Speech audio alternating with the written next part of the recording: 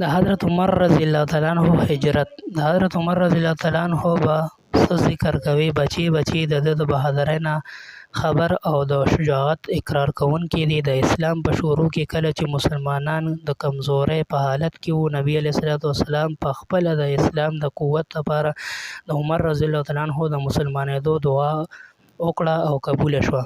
حضرت عبدالله بن مسعود رضی الله تعالی عنہ فرمایي چې مونږ خلک کعبې ته نږدې تر هغه وخته پورې مونځ نشو کولی تر څو چې عمر رضی الله تعالی عنہ مسلمان شوی نه و.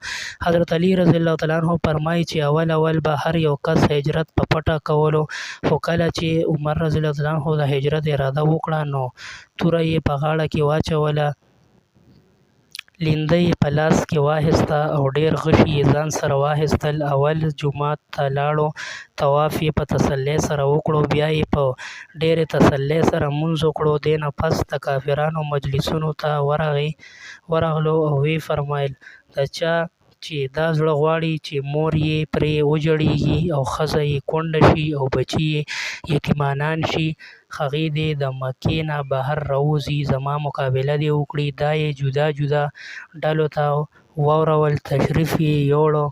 د هېچا همت ونه شو چې ورپسې وتې وي.